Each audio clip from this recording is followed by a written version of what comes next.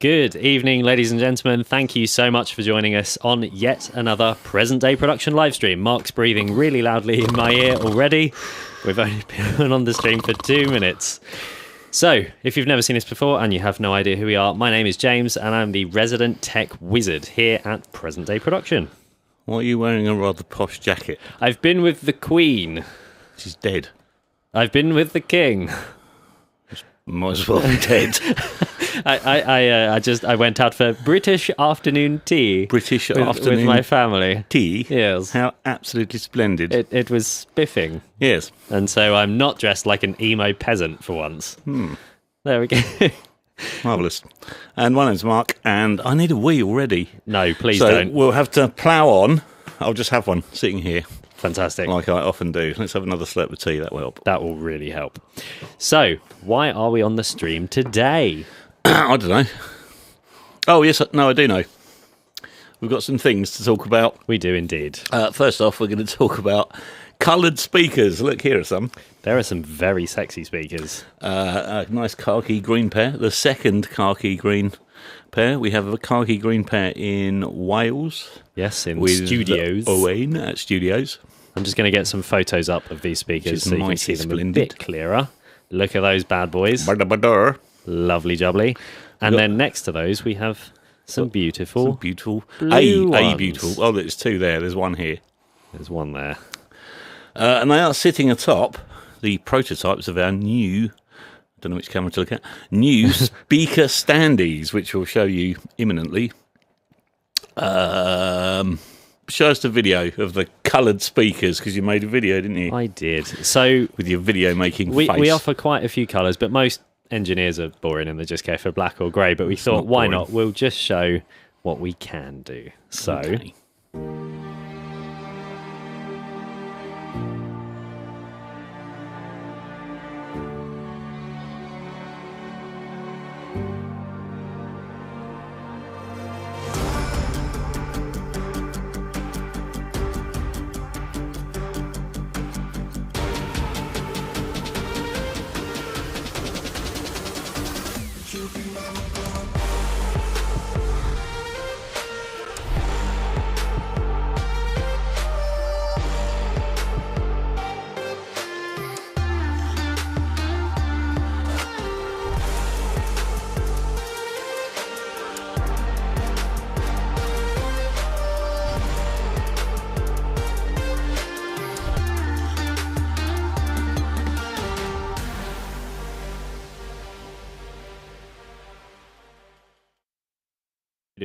beautiful. Look at those bad boys. Wonderful. I do love a bit of colour.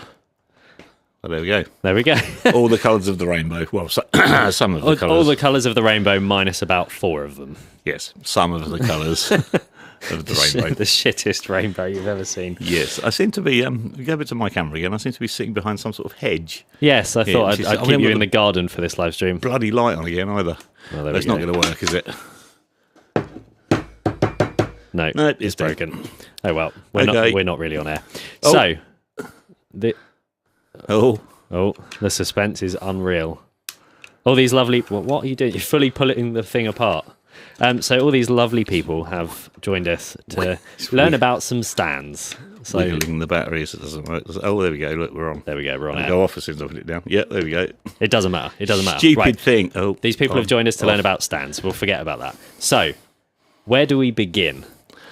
First of all, why are we even talking about stands? Where has this necessitation for stands come from? Necessitation. Well, before we talk about stands, let's just cover the other bit of news we've got to cover.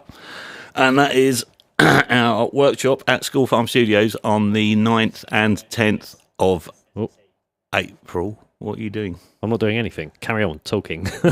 There's sound coming from somewhere.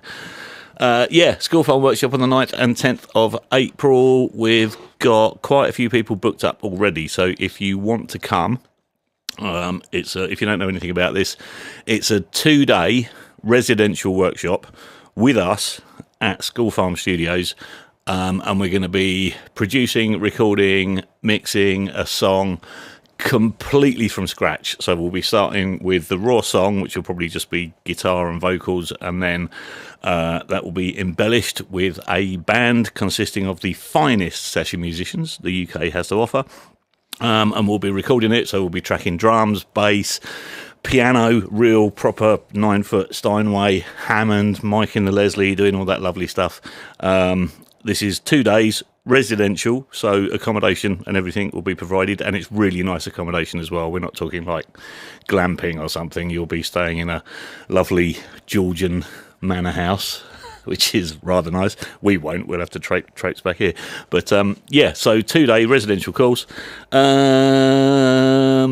lineup of musicians is pretty spectacular. So confirmed are Ian Thomas on drums, who's worked with, I won't even read the names out. If you can think of a high-profile band or artist, he's played drums for them at some point. Similarly, Chris Hill on bass, Ross Stanley on keys, who's one of the greatest keys players the UK has to offer. And on guitar and vocals and writing the song, we have songwriting and production icon Nick Kershaw. He's going to be joining us in the studio, singing, playing guitar. You'll be able to ask lots of questions. He'll be explaining what he's doing, blah. And then, so day one will be tracking, so miking everything up, setting everything up, making sure the band get a good headphone mix, all those lovely things. We'll use lots of hardware on the way in, no doubt, so you'll get to play with Pultex and 1176s and lots of Marg EQs and lots of fun stuff, all through the SSL Duality console.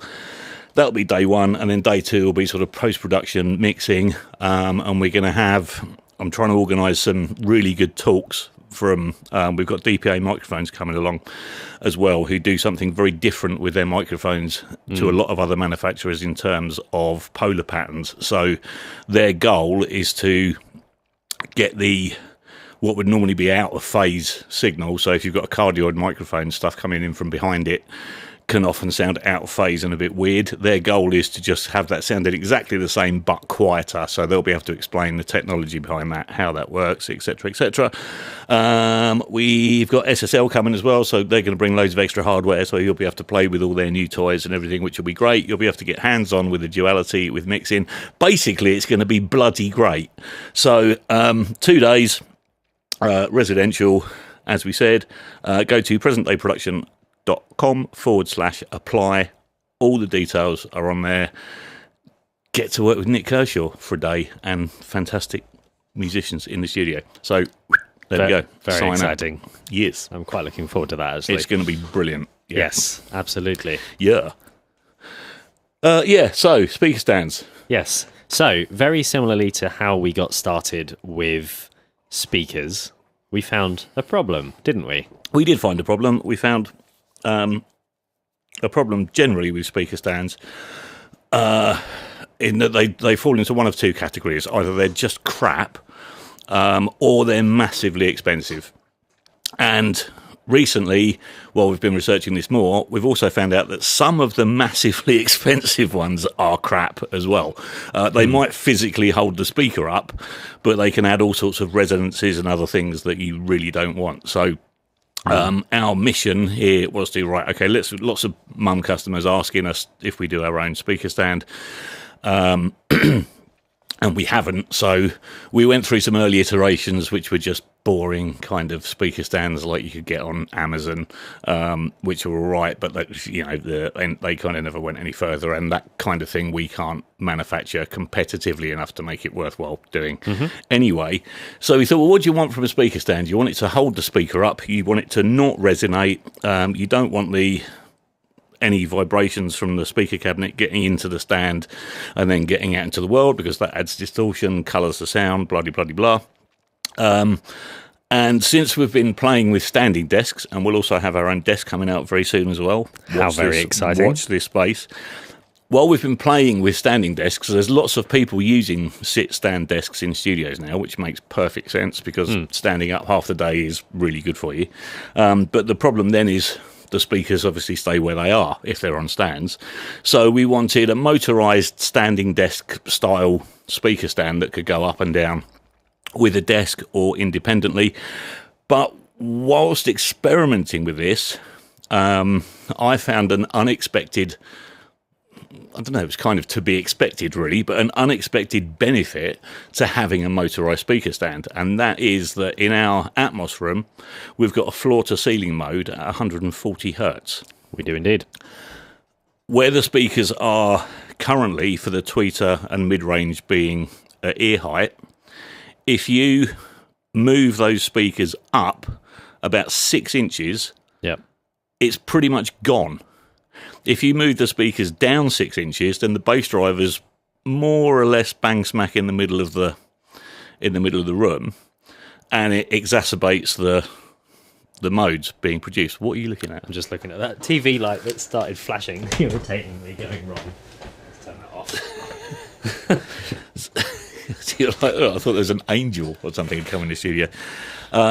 So yeah, I found that sitting there and being able to sit in the listening position and move your speakers up and down even a little bit because it's something we tend to forget about. We all know about SBIR by now, and move your speakers further against the wall to minimise the impact of the wall. Try and keep them out of corners, all that kind of stuff. We're moving the speakers around to try and get the best sound at the listening position. But everyone forgets about the up and down bit. Yes. There's a floor and there's a ceiling, and that's going to cause problems. And you just naturally kind of forget about that because generally there's nothing you can do about it. You're stuck with the ceiling height that you've got. But I found that you can make an enormous difference to how your speakers sound in the low end by just moving them up and down a bit. Yep. And normally, if it means that you've slightly compromised the tweeter at ear height thing, it doesn't really matter, especially with a speaker like this that's very wide dispersion. You just the extra clarity in the low ends just kind of wipes any issues with that out completely. Yep. So that was a really unexpected bonus of having a speaker stand that's easily height adjustable remotely from your desk. And this was the problem. We wanted height adjustable speaker stands, and height adjustable speaker stands generally are crap. Yep. There's all really expensive. Sound anchors are very good, but they're kind of, you've really got to take the speakers off to do it safely, and they're a lot of money. Yeah. And there's the stuff, the sort of quick lock type stuff with the 3 poles with the little nut, and they're just those are always ring, rubbish. they're horrible things. They wobble all over the place. Just not good at all. So you want a really good solid foundation, and then it's quite important to isolate the speakers from the stand as well, which is something that I've put while we've been waiting for bass drivers to appear from Denmark. I've had some time to really put into that and really experiment with stuff like that. And there's a collection of hardware in front of me here. We've been experimenting with lots of different mounts, vibration, isolation, stuff like that. These are fantastic. So everything has basically come from, I'm going to butcher the name now. It's AMC Mecano, can't read it. It's AMC Mechanicalcho. Mechanicalcho. That's the one. Where's Steph when you need him? No, aren't they a Spanish company? No, they're Italian. But they were delivered from Spain, bizarrely. Yeah. So they have distribution in Spain, but they're an Italian company. They have the patent or the rights or basically, if you want Silomer, which is this miraculous foamy, rubbery isolation stuff, they're pretty much the only people you can get it from because I think they invented it and they have all the IP on it. So, their products aren't super cheap, but boy, do they work. So yes. These don't work. Well, they do work, but these only work on under a load above about 20 kilos, 22 kilos in total. So from Mum 8, which are 19? Those are 19. And a bit, they actually don't really do anything at all. But we have a solution that does work very well. Unfortunately, we can't quite see it. You can't quite see it. Well, I shall reveal all in a minute. So these are fantastic for any really big, heavy speakers. So Mum 10s, for example, which are over the 20. They're about it is, 25-ish. kilo threshold. These would be perfect for Mum 10s. Like ATC SCM 45s, which I think are over 20. Yep. These would be great for those. So basically, with the stand, we'll offer a different mounting solution, but not some companies offer loads of them, and you have to do a load of maths and work out what you want. Yep. We'll offer two: under 20 kilos, over 20 kilos, and that's it. And you'll be able to swap between them, so you'll be able to buy the top bit separately. So if you go from a pair of Mum 8s to a pair of Mum 10s, you'll be able to easily change out the isolation, so as you're in the right weight category.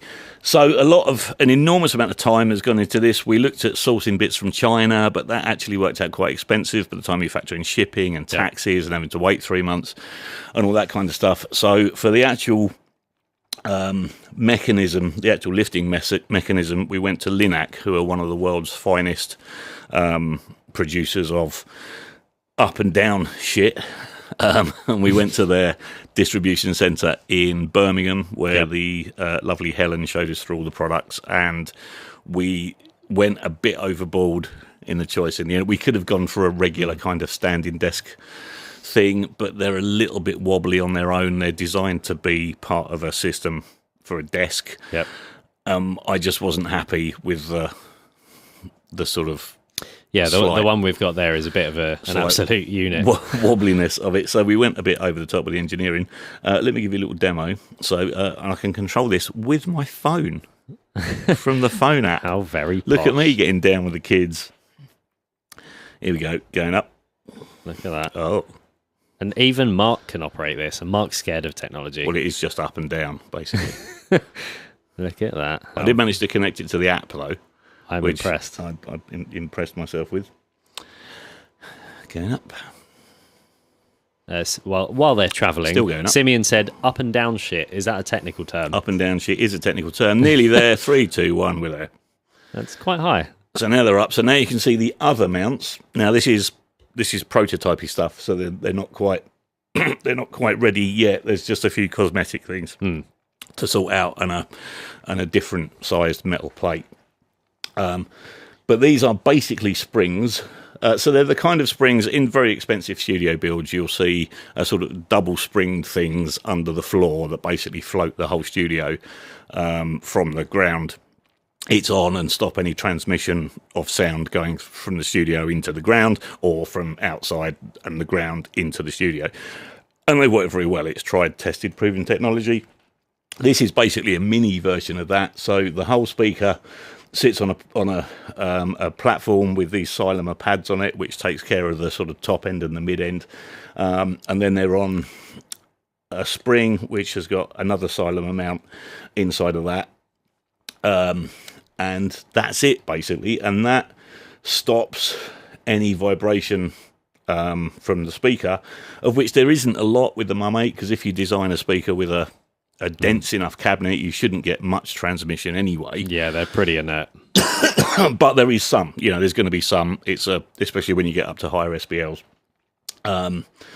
So these work really well, and these work from 0 kilograms up to I think about 40 or 45. So these cover a sort of whole range. So you could put Mum 10s on these. You could put very heavy speakers on these, and they'll work just as well.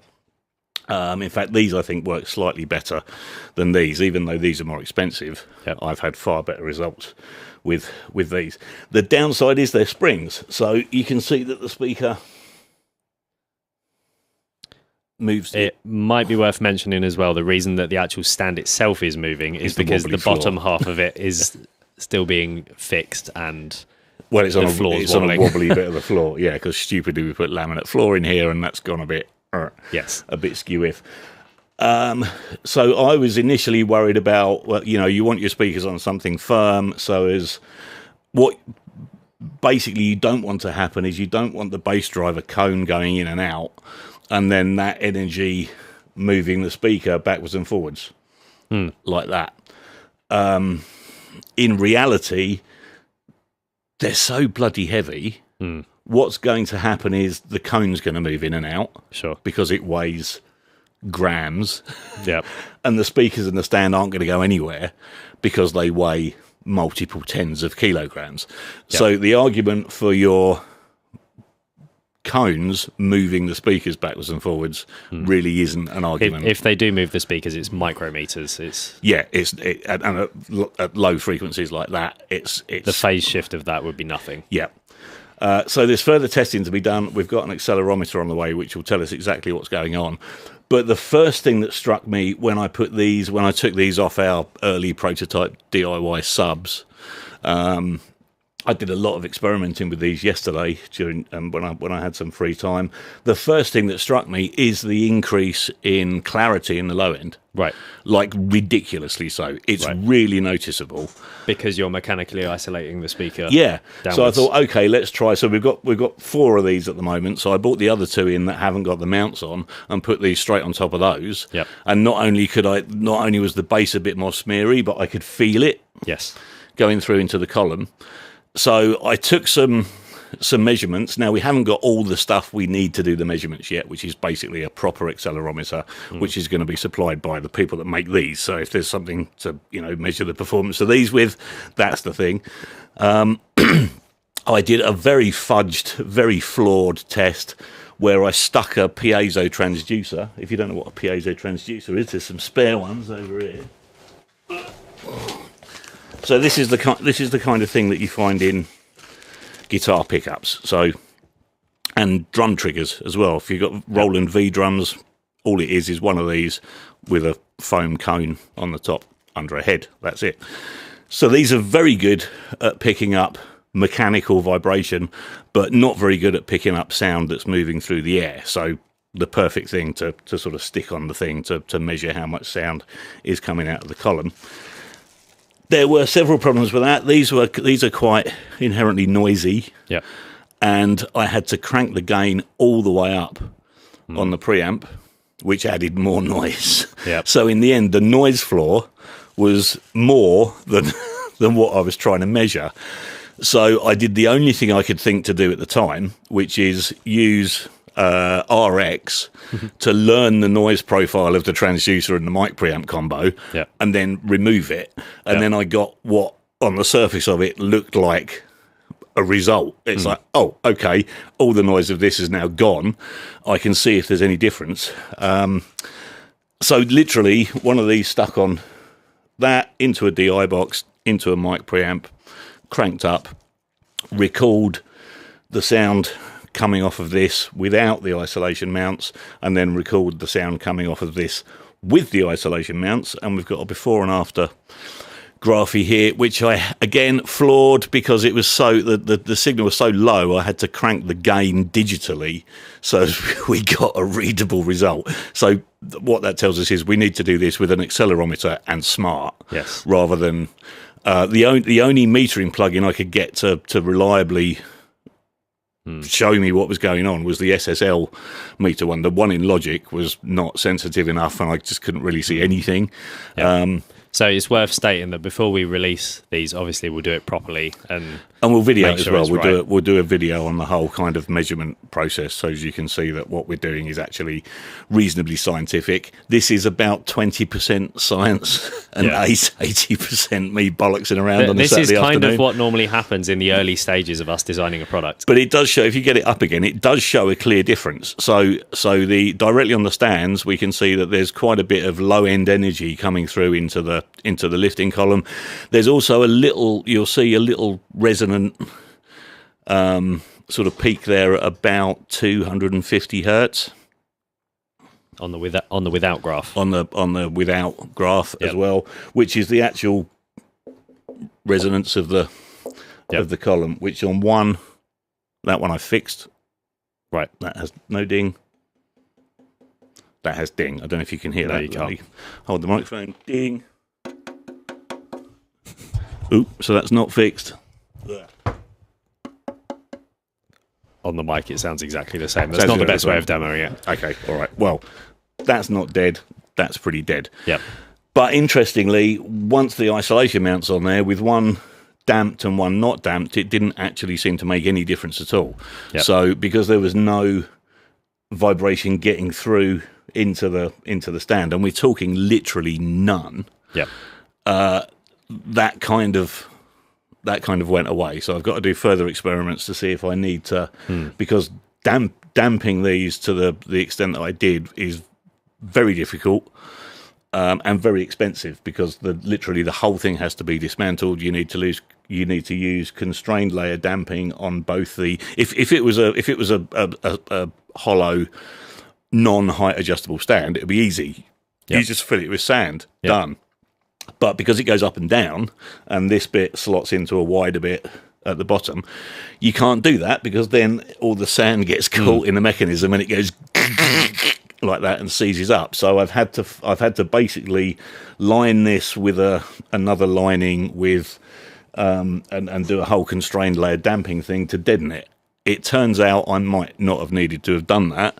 Yep. And that's where we need the accelerometer and further measurements, because if we do need to do that, then having to take the whole thing to pieces and spend hours doing that with all the additional materials and everything else, and then making sure it goes up and down reliably, adds a huge amount to the cost. But as it is, from the initial measurements, hello Flop, from the initial measurements, it looks like we might not have to do that. You coming up? Hello, baby.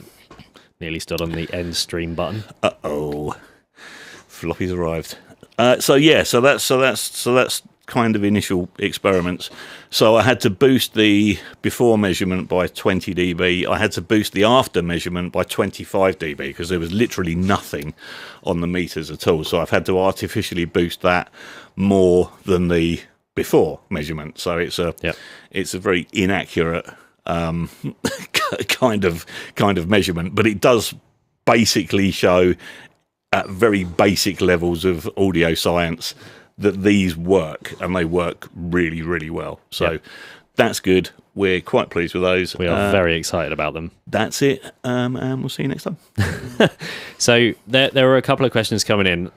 So the first one, which you have just covered, are they dry sand fillable? No, they're not, because they're removing parts inside, and it will jam things up, and it will all go horribly wrong. Please don't stand on my laptop, Floppy. You cannot fill them with sand. I need to get the cat out of the way, otherwise I can't see any questions. Please don't stand on that button. Please, please, please. That will end the whole live stream. Oh, he's pushed a load of buttons. Hold on. Shit. Bloody cats. Right, there we go. Fixed. Okay. It wouldn't be a PDP live stream if it wasn't invaded by the cat. Interrupted by cat. Exactly. Right, where were we? Good boy. Can I, following on in the trend of the Mum 8 and Mum 10 thing, can I use my old stands as credit for the new stands? No. Unfortunately not. That's not how that works. When will the stands go into production? So as Mark just said, there's lots of testing we're still yet to do. There's a few little things we just want to iron out and make sure everything's as solid as possible, so there's no wobbly bits, no resonances, nothing that shouldn't be there. But we tend to work pretty quick, so it will not be long. I'd imagine probably around May time. Yeah, it's the kind of donkey work has been done, if you like. We've found the bits that work the best for what we wanted to achieve, which is good. So we're 90%. I mean, these work in the studio, so we're 90% of the way there. I've just got to really experiment with that slight resonance that you get from a sturdy but hollow aluminium tube, and basically we need to test that with the accelerometer with the speakers not on the stands, because obviously sound doesn't just transmit physically, it transmits through the air as well. So if sound transmitting through the air causes these to ring, then we need to do something about it. If it doesn't, then we don't. So so there's just a bit more testing with proper stuff to do. Perfect. Cat causing chaos. Hello. Of course. Sorry, Flop. He's been asleep all day. So Cheapo Car Company said... He's got the zoomies. Cheapo said, it was a fudged test. Did you place the speakers on a big block of fudge? Yes, this is green fudge. Absolutely. Will the spring systems or the other systems, whatever we decide to use for each model, will they be purchasable separately, or will it just be a whole stand system? No, you'll be able to purchase the top bit. So the whole mounting so system. for example, if you've ordered a pair of Mum 10 MBs and they're going on the meter bridge of a sturdy console, you'll be able to purchase this sandwich to put on the meter bridge to stop any vibration from the speaker coming through into the console. That's more important on most desks, because most studio desks, and again, this is why we're also working on our own one, most studio desks resonate like crazy because they're just made of crap. They're generally made of chipboard, which is coated with vinyl, and there's a lot of air in it, and they're very resonant, horrible, bloody things. Mixing consoles they have metal frames, they ring. It's not good. So it's really important to have something like this on between your speakers, and if you have to put we always say you should use speaker stands if you can, but if sometimes you have to put speakers on a desk or on a meter bridge, which if that's what you've got to do, that's what you've got to do. These make a huge difference because they literally don't let any energy transmit from the top to the bottom. I'm really quite gobsmacked at how well they work. It is a massive difference. I've always been really sceptical of things like this. There's lots of different systems I've tried where I've thought, okay, well, the science makes sense, but I can't hear any difference. So is there a difference? And there are some systems we've heard, like on the super suspendy spring systems, where all of the bass is still going into the floor and it's not dampening anything. So there are some questionable designs for sure. Yeah, I mean, a lot of the... Yeah, and a lot of that's to do with the physical sound that comes out the speaker as well, which you can't stop. And if you stop that, then you can't hear it. No. So there's no point. So if you're, and in the case of the very super isolated hi-fi ones, are the Townsend or Townshend, I can't remember. Townsend, I think, yeah. Which are very, very well engineered and are designed to stop your floor standing hi-fi speakers transmitting sound into the floor, which they do very, very well, because they're based on a very similar system to this. But because those speakers are so close to the floor, you still get a bit of bass energy transmit, which is just physics. That's going to happen. But they are one of the few systems I've heard that on floor standing hi-fi speakers actually make an enormous difference.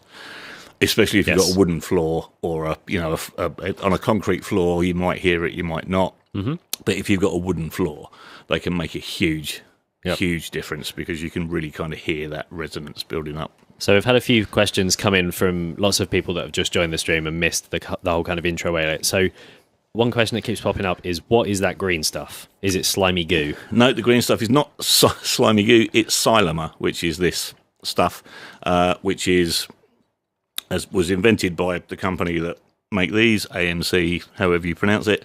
So this is a type of foam. It has very specific properties, which I'm not that well educated on, I'll be honest. But all I need to know is it bloody works. And there's I've tried lots of kind of foam alternatives and other kinds of foamy sort of stuff that doesn't work, or it degrades over time. So, it works for 5 years and then it doesn't. And then you pick your things up and you find you've got foam dust all over the thing because the foam's broken down. This really works. And this is used in, this is aircraft level engineering. So this has two Silomer parts in it. There's the one that would go normally on a floor, because these are also used for mechanical isolation for machinery, to stop noise from machinery transmitting into the floor. Normally you'd have 4 bolts that would secure that to the floor, and then there's another Silomer ring in there which you probably can't see very well. Let me see if I can hold it up to the camera. No, I can't. But there's another one in there that basically floats this bit. So that means that this section here is completely isolated from that section there. Yep. And works very well if you've got enough weight on them to make the physics happen. Yep. These work better in my mind. I prefer the look of these, aesthetically. They look a bit more industrious. That looks like engineering, doesn't it? Whereas this looks like a spring with a bit of rubber in it, which is basically what it is. So the other thing so basically what all the Xylem is doing on top here at the moment is it's just a non-slip platform that the speakers are sitting on. That's going to be aesthetically re-engineered. Yep. And there'll be a larger metal plate with a non-slip, probably neoprene rubber on the top, because we've got the Xylem doing what it needs to do inside the spring. And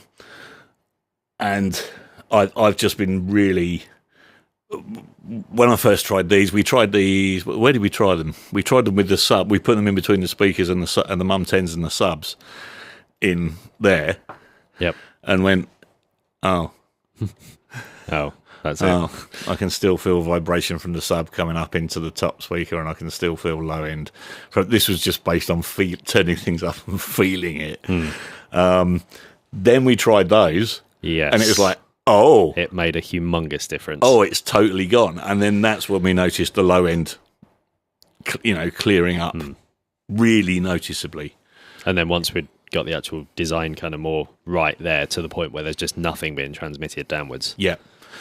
But what's really sold the height adjustable stand for me is literally your low end, because of the floor to ceiling thing again, your low end can sound smeary and horrible there, but there it can sound crystal clear, super defined. Just that slight movement just to get it out of that midpoint. And with most people's ceilings being 8 foot and most speaker stands being, your bass driver ends up at about 4 foot, that's right in the danger zone. So to be able to sit at your desk and either play with the phone app, or there's a physical, the usual kind of physical up and down remote as well, to just be able to sit at the listening position, listen to some sort of bass heavy music that you're very familiar with, or just test tones or whatever you're used to listening to. Test tones but pink noise can be really revealing, especially if you roll off a lot of the high end and just sit there and listen to pink noise about as loud as you can bear it, and just move the speakers up and down remotely from your desk, which is very difficult to do with a non-electric speaker stand, because you've got to physically go and take the speakers off and move, or get 2 other people to help you do it. This, you just sit at the desk with your phone, and you can just move it, up and down, and it's like, oh, there, and then you've found your floor to ceiling sweet spot, which is hugely valuable. And obviously, if you're using a standing desk as well, then that, when you're standing, that generally tends to naturally get the bass driver right out the way of that midpoint anyway. So it's it's something that makes sense now. I've experimented and heard what a difference it can make, but I wasn't expecting it to make to be like, okay, this is a massive benefit to having motorized speaker stands that probably no one's discovered before, or they have, but put it down to other things. But it's really made a huge difference. So we've got a comment here from Snowden Bleep, who wasn't listening earlier, and has said, please publish any data on decoupling if you want to make claims about bass clearing up. As we said a minute ago, these are still in development, and we will be doing some actual accelerometer measurements and all that fun stuff. We'll do a full video on it and take you through the whole process. Exactly, full accelerometer measurements to show exactly what's being removed from the system. But as we showed earlier, there is a big... what was that? It was about a 25 dB dip, was it? I can't remember. Well, it's more than that, because I've had to boost it with the isolation platform just purely so as I could see it on the meters. But as I said, this is flawed because the noise floor of the test equipment was huge, so I've had to denoise that. So I used RX to learn the noise profile of the test equipment, and then remove that from the end result. So it's basic. It's not a properly scientific. Because they're still in development. So as we said earlier, this is something we're still working on. We're still finalising some of the details. So yes, there will be all this stuff. And this was just me going, right, I've got some piezo transducers, I've got an interface, I've got a DI box, I've got a DAW. Let's see if I can, just by doing the same thing with this and without this, let's see if I can see any difference. as well as because I'm hearing a difference, but can I measure a difference? And the answer is yes, even though it's flawed because I've had to denoise it and artificially boost the gain on the width measurement so as I could see it. That does back up what I was hearing with my own face. There we go. So yes, as we mentioned earlier, that when we've got the design right and we're happy with it, then we can publish some stuff because it keeps changing at the moment. Yeah, and we'll do a whole video on how we do that. Yeah, as well. So there we go. Hopefully that answers that question. Ethan Weiner, I can't remember how it says his name. Said he did some objective measurements and found no difference with any decoupling product. Really? That's interesting. Well, now, Ethan, if there's anyone I trust in the whole world... Oh, he's not watching. He's not watching? No. Oh. How did he comment then? He didn't. Someone else said Ethan Weiner did this and said... Oh, right. I see. Okay. Well, I mean, Ethan knows his stuff. What were they on? What were the speakers on? Because what they're on might not have been resonating, in which case you're not going to hear or measure any difference. If what they're on resonates, that's what you want to get rid of, and that's the whole point of that. Yep. So yes, when we've done some tests and we have some stuff to show, we can prove that there is some objective absorption going on. Yep. Will it work with our future subs? So yeah, we're still in the process of designing the subs and working out what we want to do with those, but it would make sense to have a system that can all integrate and be nice and isolated as a whole thing. So yeah, it would make sense. I think we were kind of discussing having mounting points for those springs physically on the subs, so you can connect the speakers directly to the subs but still get the isolation and it's locked in place and all that fun stuff. And you're also I mean, that's where these come in really, because these are the sort of heavy duty version. So what would be ideal in that situation if you want? So there can quite often be problems with speakers on subs. And now we always say you should have two subs rather than one, because you can experiment with positioning to try and minimise room modes. That's actually very, very difficult to do. Yeah, and you need a pretty much perfectly symmetrical room to make it happen, which often isn't the case. You might have one wall that's made of brick and the other side is made of plasterboard, in which case acoustically you haven't got a symmetrical room. It might look symmetrical, but if it's a different material or different thickness of material one side to the other, then it isn't symmetrical. So the sound, a lot of bass energy is reflecting off the brick wall and it's going straight through the plasterboard wall. So it's a very difficult thing to do, but it is... I've always found it pretty much impossible to get in a normal-ish sized room, so a normal domestic room. I always try and work without a sub, because I've never ever managed to get one sub to sound good in a small room. Sure. Or where it sounds good is right in the listening position, or right up completely unused, right up against the door, or it always ends up being somewhere where it can't physically be in the middle of the room, so you trip over it. It's really difficult to do, and it's quite. And normally, where you want to put your speakers isn't where you want to put your subs. If you've got two of them, unless you've got a very, very well treated room. So putting speakers on subs in a stack might not necessarily be a good idea. Yeah. Having said that, it works really well in our room for the Atmos system. So what would make sense would be to mount the subs to the floor using these, and then have the speakers on top of the subs using these. And then you've got these isolated from the subs isolated to the floor, which is a wooden floor with its layers of ply and plasterboard and an MDF dampened with a load of sand underneath. But sand has done the thing that you can feel the floor, like in here. This has got sand under it. Sand has done the thing that sand does, and it's done that over time. And now, if I bounce up and down on the floor, you'll see these move because the whole floor's gone a little bit wobbly where the sand's kind of gone down. So, so this floor resonates quite a lot in here, and it's starting to resonate next door as well. So, yeah. Absolutely. So again, that's where That's where these come in. If you can feel the floor vibrating when you're listening to bass heavy music, then you can hear it. Sure. It's, your floor's creating a lot of distortion. Absolutely. And so Kevin Inc. has sent a very helpful name of a product called the QA403 Audio Analyzer. Apparently, we might find that quite helpful during the testing. Thank you for your suggestion. Thank you very much. Thanks for the recommendation. I just had a look on their website, and it's $599.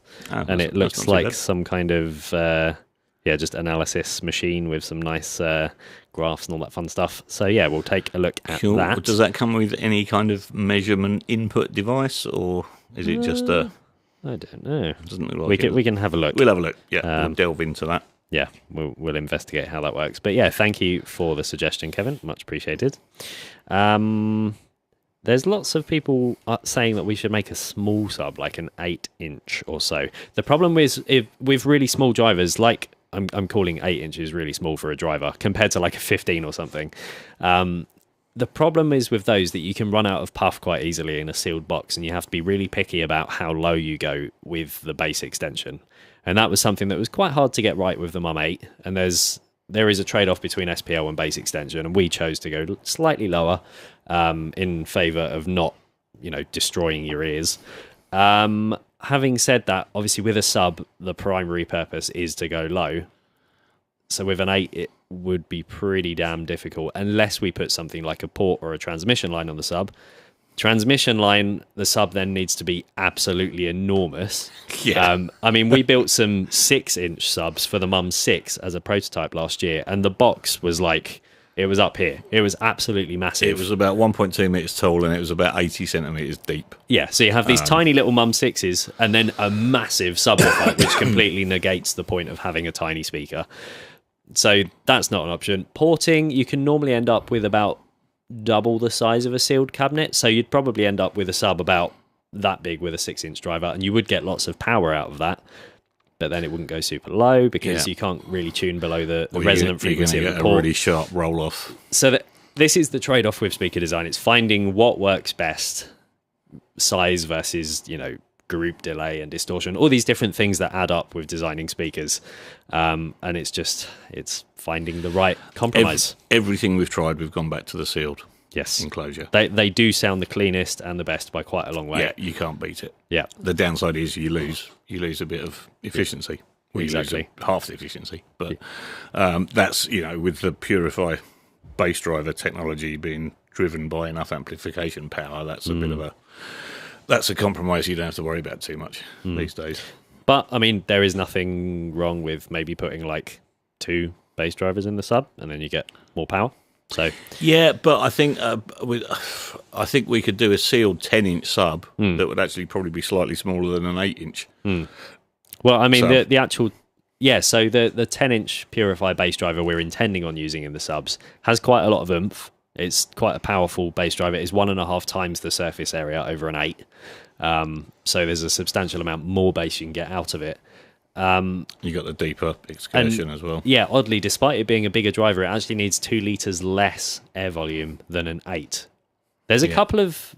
That also happens with the Dayton audio drivers we used to use in the old Mum 8 designs. The 8 needed something like 20-odd litres, 21 litres, and the 10 only needed about 13. Yeah.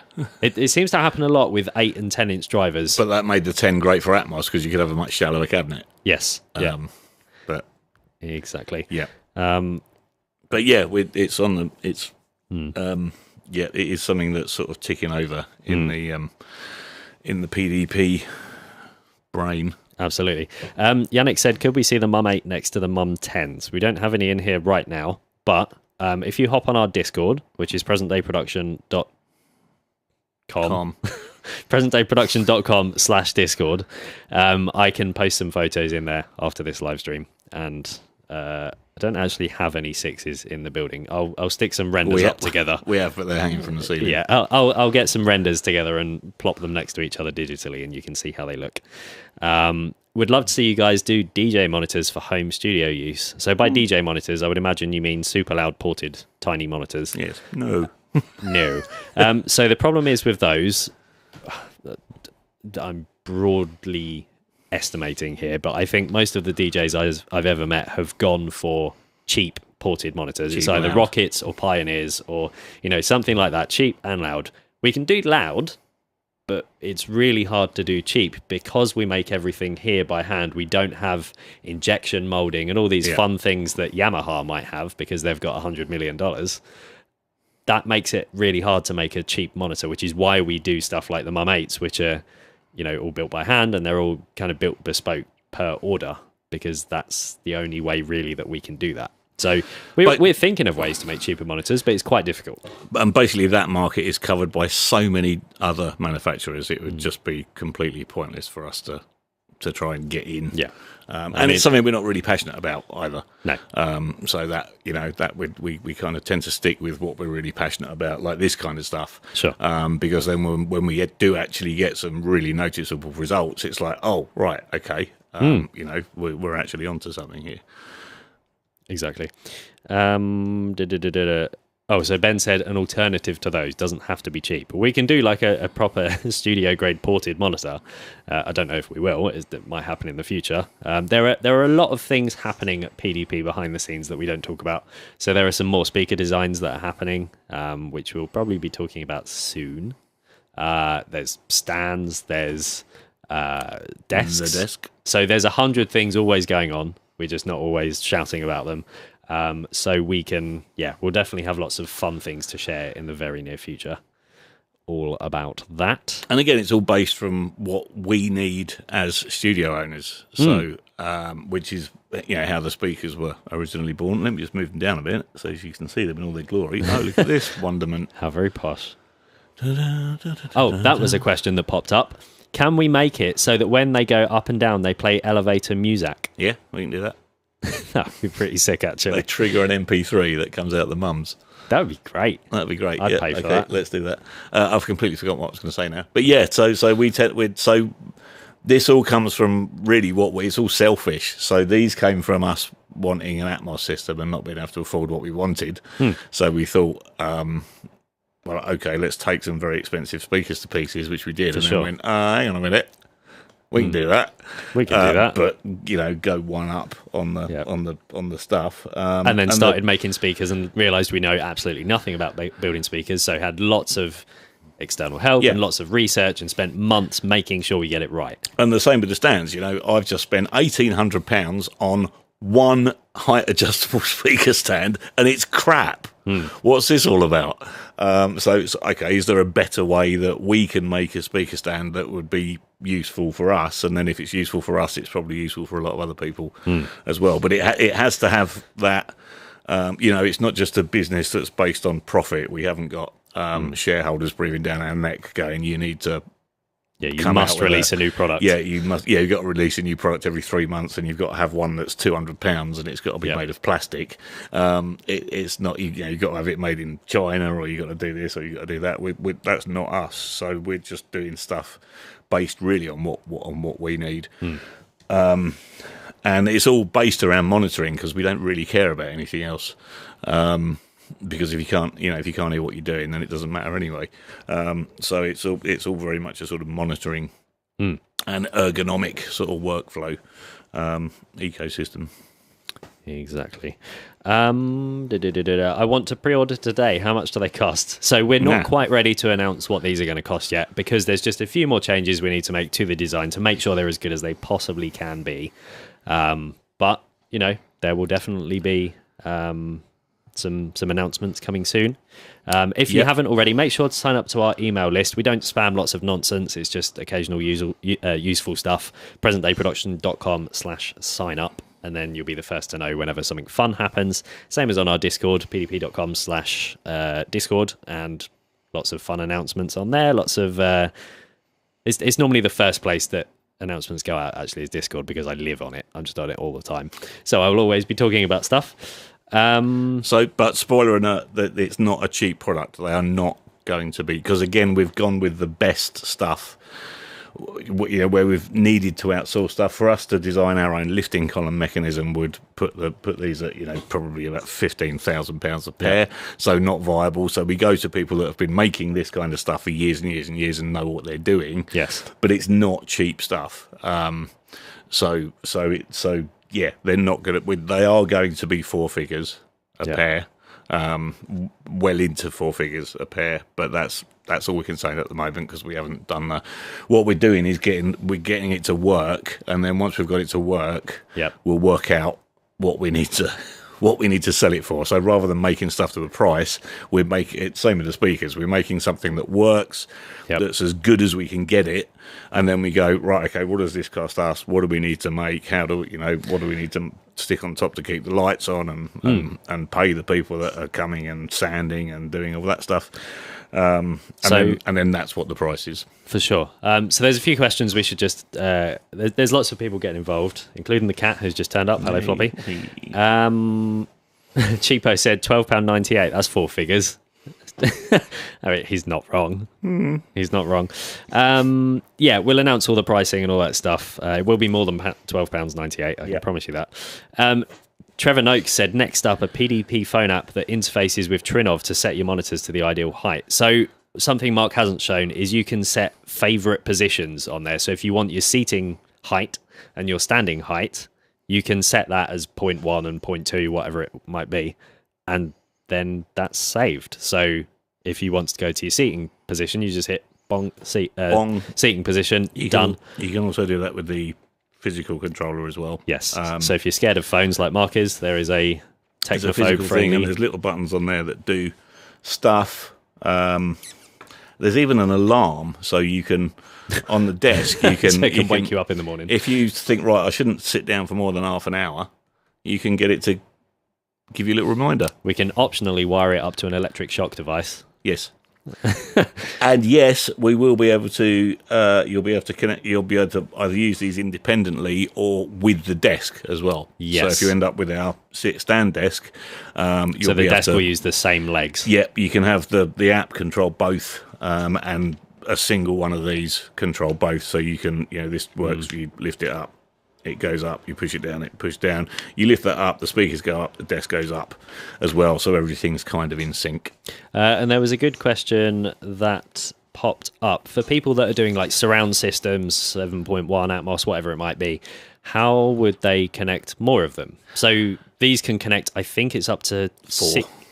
Is it? I think with the particular controller we've got, but you'll be able to. You can control, I think, up to 16. It's 16 as the highest altogether. Yeah, so you'll be if you want an Atmos system where your 7.1 or your 9.1 is up and downable, you'll be able to do that. Your ceiling heights, but your height channels are probably going to stay where they are, so that might be a bit of a compromise. For an Atmos system, it's probably not worth it. But if you've got, maybe a pair of near fields and a pair of I don't know. I would say it is because I tend to get a lot more excited when I'm doing an Atmos mix than when I'm doing a stereo mix. So I want to get up and dance around a bit, and I do like to move around the room a lot. When I'm very, very, very rarely in the sweet spot. Starts doing star jumps mid-mix. Yeah, when I'm doing an Atmos mix because I get too excited. I like to move around, and I like to. There's a corner in my room that I like to sit in that's actually behind the circle of speakers, and it's kind of my equivalent of when you're doing a stereo mix and you've got kind of into the weeds and you're not quite sure about your basic balance, so you just sort of prop the door open and go and listen from down the corridor, and then if anything's too loud it's immediately obvious. Absolutely. That's kind of my Atmos equivalent. I've got this, and I think it's because we've done so many demos now, and I always tend to sit in that spot. I always stand on the far right wall. I just sit in that spot out of the way, so I've got so used to hearing Atmos mixes over there that it kind of I tend to do that a lot. What about ceiling isolation mount systems for Mum 6s, for example? There's nothing to be said for us not doing that. Yeah, we'll definitely work on that. It's something we've not really thought too much about at the moment, but it would make sense if we're making stands to make a ceiling mount. Basically that, but upside down. Because of these... Yeah, that's quite difficult to do because these only work that way or that way. They don't work that way. Because and the same with the springs. You just get, if you tip that at 45 degrees, you're just going to get a lot of. And also, it's worth bearing in mind if you're hanging a speaker from those, that's pulling them apart. It's not compressing them. So but there are options for hanging stuff. as well. So, but that particular design wouldn't be the one. But it's likely you're going to have some sort of bracket on the speaker, and then that's going to have to be at sort of 90 degrees to the ceiling. I'm not. And I don't know if it's such a big issue with ceilings, because obviously with the floor you've got the physical weight going down, whereas with the ceiling you've got the physical weight going down, and it's we'll have to experiment. We'll have to, when we get the accelerometer, we'll have to measure what is going into the ceiling from our ceiling speakers, and in comparison with what goes into the floor. And the ceiling's constructed very differently as well. It's actually a lot more solid. Yeah, it's very solid than the floor is. So, but yeah, we'll do some experiments with that. And if there's a need for a product like that, then we'll have a look at it for sure. And questions about the desk that we're working on. So again, we've not really got anything to show for that just yet. We've got some designs that we're very happy with, but they're not quite ready to show the world just yet. But we're working on a modular studio desk, so you can build it as big or small as you want, and there's various mounting options for some of the most popular control surfaces, such as the SSL series, the Soft-Tube Console 1, Avid S1, all that fun stuff. And that will use the same legs, an isolation system with maybe a couple of modifications, so it will be an isolated system.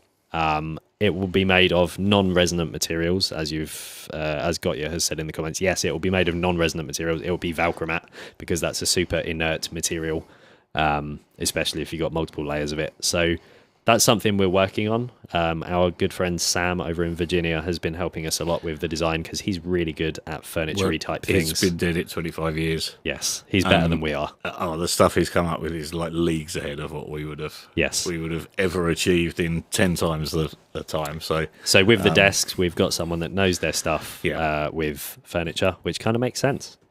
So exactly, there we go. That's what it is. In terms of timescale for that, not really sure yet, but again, I don't think it'll be too long. We tend to work pretty quickly, and so definitely this year, obviously. But there's a few things to work out with that, and various other things to tidy up first. So yes, there we go.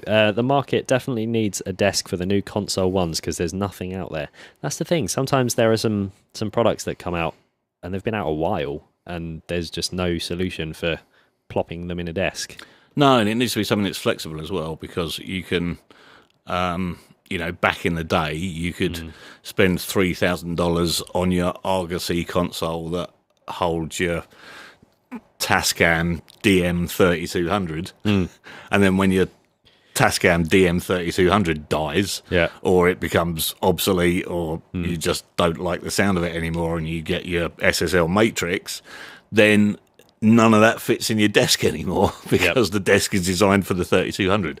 So we're trying to come up with a sort of modular tray style system that will actually evolve to for various different options. So because you always think, this is my dream studio, that's how it will be, and then some people get into the situation where they achieve that, and 6 months later there's a piece of hardware going out and another piece going in. It's never a static thing. Especially in this studio, we've got through so many desks and stuff, I don't even know where to begin. Yeah, it's because it's all compromised, so it's like, okay, how can we know we're going to be changing gear and stuff. Sure. We need a desk that can facilitate that. And obviously quite a lot of our audience are people that are not only like mixing and stuff, but they're also producing, and they might have a keyboard. Do we have any intention of putting a keyboard controller slot underneath? Yeah. Like a pull-out drawer for a keyboard or whatever it might be? Yes, that's definitely something we're going to be doing to make it applicable to as many people in different studios and different work environments as we can. And also, if you go on for any keyboard players watching, go on a reputable online shopping site and try a run-of-the-mill standing desk frame as a keyboard stand, because they work really well. And again, you can easily adjust the height with the click of a button. You haven't got to take the keyboard off and undo some stupid things that always thread and all that faffing around. You can just put your bloody keyboard on top and just make it go up and down, so you can stand up and play a bit and sit down and play a bit. I mean, the FlexiSpot one we had, which was, I think the frame alone is about 300 quid. Yeah, it's not the cheapest. And it took the top half of the Hammond Yeah. with ease. I think that's about 120 kilos or something. And it was just like, it was like, yeah, I can do that. Stick another one on top. Yeah. And that's one thing I was very impressed with these stands. So as Mark mentioned earlier, we massively overspec'd these chunky boys. These will actually take up to... Isn't it 400 or something? 254 kilos each. So if you've got a speaker that weighs if 250 kilos, you're all right. If you've got some PMC QB1s, they will literally go on those stands. Yeah, they will go. They will go on there. That is a hell of a lot of weight. That's a lot of weight, yeah. So that's for... We could put me, you, and the cat on one stand. For our friends across the pond, that's 560 pounds. 560 freedom units. There we go. That's what they call it in America. Freedom units. Freedom units. Oh. There we go. Never heard that before. Yeah, everything in America is freedom units. Because it's free. Anyway. So... Confused. Good. Right, I think have we waffled enough? I think we've expired. I think we've expired and waffled enough. Well, I hope this has been eye-opening, seeing these cool stands. As we said, we're still working on a couple of bits, just, finalising the design and making it as cool as possible and as useful as possible and reducing any resonances and all that fun stuff. So we need to make sure they're right. Having said that, we're not a million miles off. Mark has sat there all weekend just going up and down with the stands. He hasn't been home for about 4 days. I've slept on top of the stands. There we go. So yeah, how many flop units is that? 250 kilos. It's about one flop. He's pretty heavy. No, it's 250 divided by 6 because flop is 6. One flop unit is 6 kilos. There we go. It's about 40, 50 odd flop units. Lovely. Right. Thank you everybody for watching this live stream. I hope you found it helpful, useful. Please don't blow them up. Well, that's the only thing I haven't tested yet is how long they go up and down before they crap out. I actually don't know. We need to test that. Because it says in the manual it's about, I can't remember, it's so many minutes, and then you have to leave them 20 minutes to cool down. With the FlexiSpot reviews we did, it went up and down with a Hammond on top for hours and just didn't give a shit. They just kept going, and this seems to be doing the same thing. So this time next week, when you tune into the live stream, I'll still be sitting here doing this. Nice one. And if there's smoke coming out, then you know why. Lovely. Cool. Right. Thank you everybody for watching this live stream. I hope you've enjoyed it. And if you have any questions, please send us an email, info@presentdayproduction.com, or hop on our Discord, presentdayproduction.com/Discord, and we'll be there to ask questions and all that fun stuff. When there's some more solid information on the stands, we will be telling you all about it. And don't forget to sign up for the... Look, I'm still going up and down. Don't forget to sign up for the School Farm Studios workshop, because that is going to be an absolute blinder.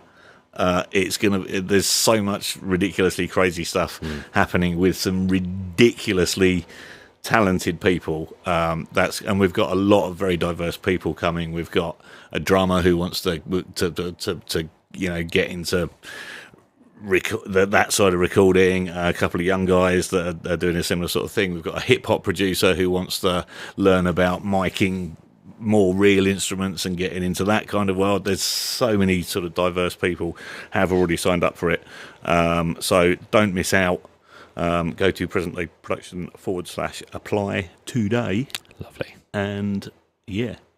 Cool. Right. Fill in the thing. So I think we should call it a night there. And just to finish off, Maddie, who's watching these comments, yes, these are your blue speakers. They are very beautiful. And I will put up the photo of your blue speakers when we finish this live stream right now. So thank you, everybody, for watching. I'm going to go stop Mark setting fire to the stands. And the stands are fine. They love it. They're still doing it. They're still going. Absolutely loving it. Lovely. Thank you, everybody, for watching. You will see us next time. Goodbye. Have a lovely day.